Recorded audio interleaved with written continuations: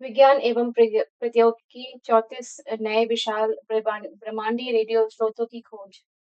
चर्चा में क्यों? हाल ही में भारतीय रेडियो खगोलविदों के नेतृत्व वाली टीम ने 150 मेगाहर्ट्ज पर नए विशाल रेडियो स्रोतों की खोज की है। यह खोज पुणे के पास अवस्थित विशाल मीटर वेव रेडियो टेलीस्कोप यानी जीएमआरटी का उपयोग करके की गई है।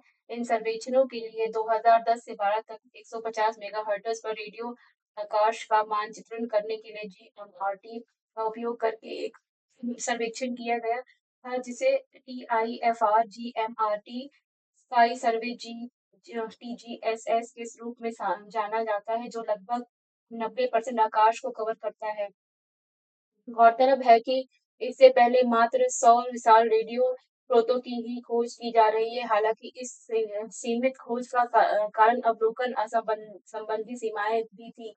विशाल रेडियो स्रोत विशाल रेडियो स्रोत जीआरएस ब्रह्मांड की सबसे बड़ी संरचनाओं में से एक है। वे अपने केंद्र में स्थित अति विशाल ब्लैक होल्स द्वारा संचालित होते हैं, जो सूर्य से लाखों से अरबों गुना तक भारी होते हैं। ये ब्लैक होल गर्म प्लाज्मा के शक्तिशाली जेट उत्सर्जित करते हैं, जो विशाल रेडियो उत्सर्जक लोब बनाते हैं, जो आकाशगंगा के दृश्य भागों से भी आगे तक फैल जाते हैं। माना जाता है कि जीआरएस अपने विशाल आकार के कारण रेडियो आकाशगंगा के जीवन के अंतिम चरण का प्रतिनिधित्व करते हैं। ब्लैक होल की खोज 18वीं सदी में जॉन मिशेल और पियरे साइमन लॉपलॉस द्वारा की गई थी। ब्लैक होल अंतरिक्ष समय के ऐसे क्षेत्र हैं जहां गुरुत्वाकर्षण इतना प्रबल होता है कि कुछ भी, यहाँ तक कि प्रकाश भी उनसे बचकर नहीं जा सकता। इनका निर्माण तब होता है जब एक विशाल तारा अपने जीवन के अंत में स्वयं ही ढह जाता है। इससे एक अविश्वसनीय रूप से सघन पिंड का निर्माण होता है, जिसका गुरुत्वाकर्षण खिंचाव इतना प्रबल होता है कि वह अपने चारों ओर के अंतरिक्ष समय को विकृत कर देता है। जीआरएस के अध्ययन से वैज्ञानिकों को ब्लैक होल की गतिविधि और रेडियो आकाशगंगाओं के विकास के बीच संबंध को समझने में मदद मिलती है। विशाल रेडियो आकाशगंगाओं पर शोध से ब्रह्मांड में पदार्थ के वितरण और व्यवहार को समझने में सहायता मिलती है।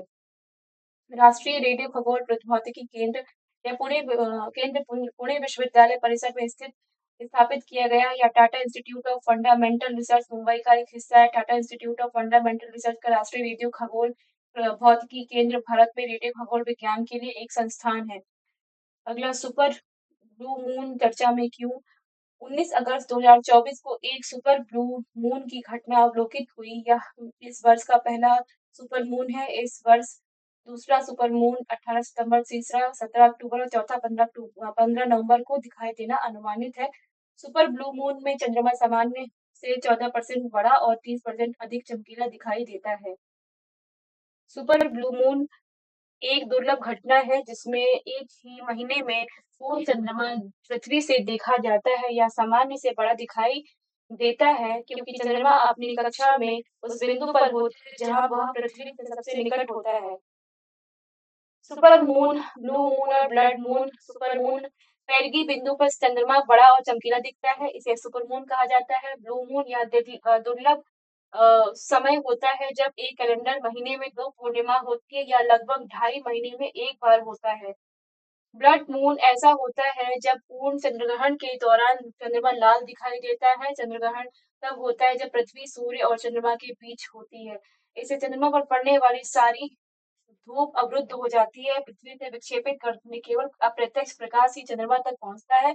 यह प्रकाश पृथ्वी के वायुमंडल में कणों द्वारा बिखरा हुआ होता है। इस प्रक्रिया के दौरान नीली रोशनी बिखर जाती है और सबसे छोटी तरंगदैर्घ्य वाली लाल रोशनी चंद्रमा पर पड़ती है, जिससे उसका रंग लाल हो जाता है। अगला, भारतीय कृषि अनुसंधान परिषद ने miniature plant genome editing tool ISDRA TNP विकसित किया। चर्चा में क्यों? हाल ही में भारत के कटक स्थित ICR राष्ट्रीय चावल अनुसंधान संस्थान और अमेरिका के पेंसिल्वेनिया स्टेट यूनिवर्सिटी के बीच सहयोगात्मक प्रयास से पौधों के जीनोम संपादन में उल्लेखनीय सफलता प्राप्त हुई। यह शोध प्लांट बायोटेक्नोलॉजी जर्नल में प्रकाशित हुआ है। शोध पत्र में बताया गया है कि उन्होंने एक प्लांट जीनोम एडिटर विकसित किया जिसमें ISDRA2 TNP नामक प्रोटीन शामिल है, जो डायनोकोकस रेडियोड्यूरोन्स, जो जटिल पर्यावरणीय परिस्थितियों में जीवित रहने में सक्षम होने के लिए प्रसिद्ध है, नामक बैक्टीरिया से प्राप्त होता है।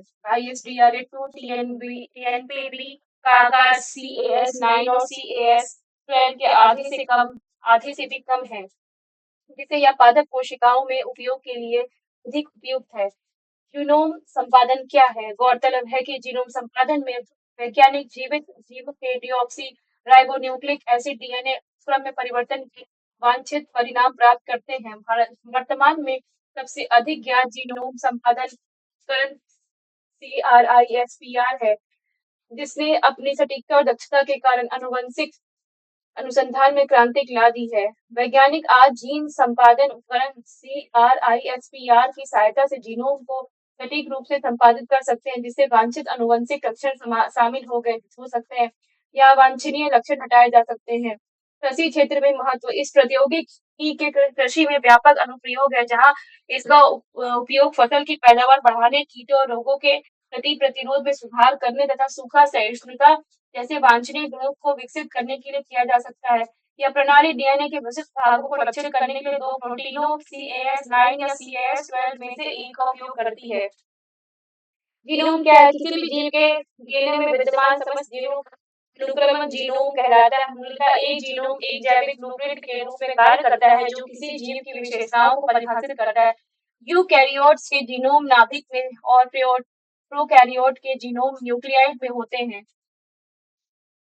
गुजरात काकरापाड़ा में बने दूसरे 700 मेगावाट परमाणु ऊर्जा KAPS4 संयंत्र ने पूरी क्षमता से परिचालन शुरू किया। चर्चा में क्यों? 21 अगस्त 2024 से गुजरात स्थित 700 मेगावाट क्षमता वाले स्वदेशी काकरापाड़ा परमाणु ऊर्जा संयंत्र की चौथी इकाई KAPS4 ने पूरी क्षमता से कार्य करना शुरू कर दिया।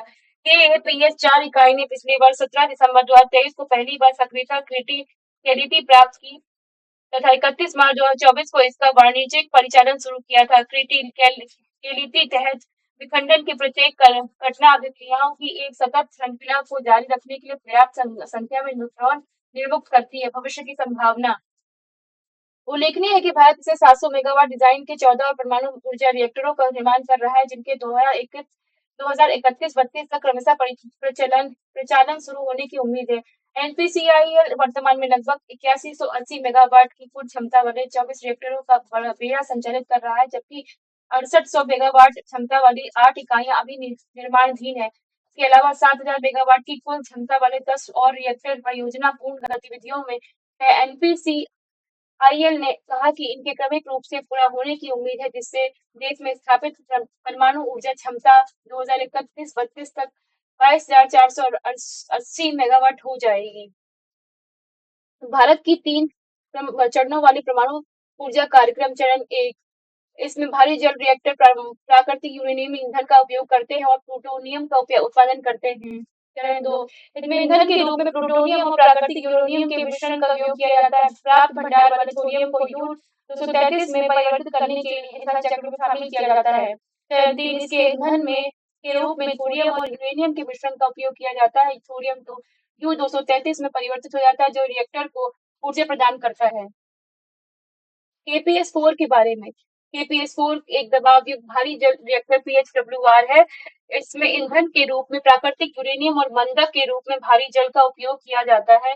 यह संयंत्र गुजरात में स्थित है। चंद्रयान-3 ने चंद्रमा की सतह के नीचे लंबे समय से लुप्त मैग्मा महासागर के साक्ष्य खोजे। चर्चा में क्यों? हाल ही में चंद्रयान-3 के प्रज्ञान रोवर पर अल्फा पार्टिकल एक्स-रे स्पेक्ट्रोमीटर उपकरण ने लंबे समय से लुप्त मैग्मा महासागर के संबंध में साक्ष्य प्रदान किए। गौरतलब है कि प्रज्ञान रोवर से प्राप्त एक्स-रे डेटा चंद्रमा के दक्षिणी ध्रुव से लिया गया नमूना विश्लेषण है, या चंद्र मैग्मा महासागर उत्पत्ति सिद्धांत के लिए और अधिक साक्ष्य के लिए की ओर संकेत करता है। डेटा ने चंद्र मैग्मा महासागर सिद्धांत का समर्थन किया, जो तर्क देता है कि लगभग 4.2 अरब वर्ष पहले बड़ी मात्रा में मैग्मा ठंडा होकर चंद्रमा की सतह का निर्माण हुआ। LM परिकल्पना के बारे में। यह परिकल्पना चंद्रमा की आरंभिक उत्पत्ति से संबंधित है। इसके अनुसार चंद्रमा वास्तव में अपने निर्माण से पहले पिघले हुए मैग्मा का महासागर था।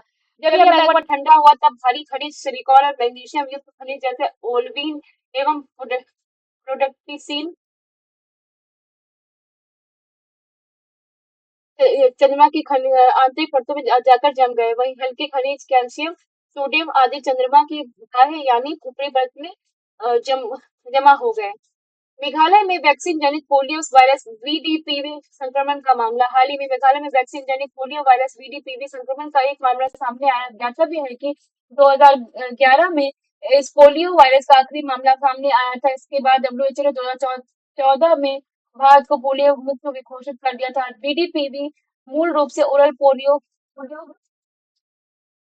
वीडीपीवी मूल रूप से में मौजूद स्ट्रेन उपभेद के उत्परिवर्तित पोलियो वायरस का सुस्पष्ट प्रलेखित स्ट्रेन है। ओपीवी जीन कमजोर वायरस से बनाया जाता है या शरीर में रोग प्रतिरोधक क्षमता को सक्रिय करता है।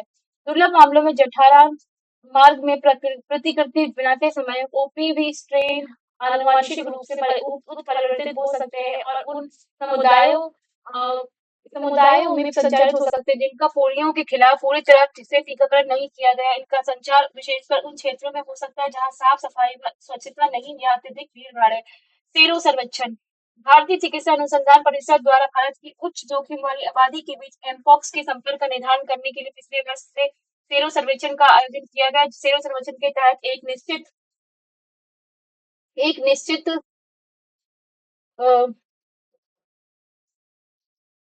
भारत की उच्च जोखिम वाली आबादी के बीच एमपॉक्स के संपर्क के निर्धारण करने के लिए पिछले वर्ष से सेरो सर्वेक्षण का आयोजन किया जा रहा है। सेरो सर्वेक्षण के तहत एक निश्चित अवधि में एक निर्धारित आबादी से रक्त या लार जैसे प्रॉक्सी नमूने का संग्रह और उसकी टेस्टिंग की जाती है।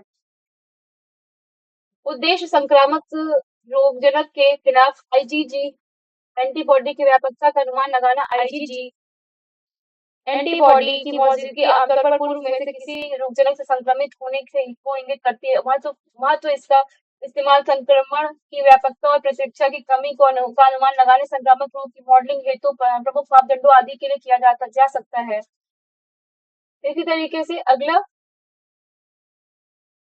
कि भोजन में माइक्रोप्लास्टिक संदूषण की बढ़ती मात्रा।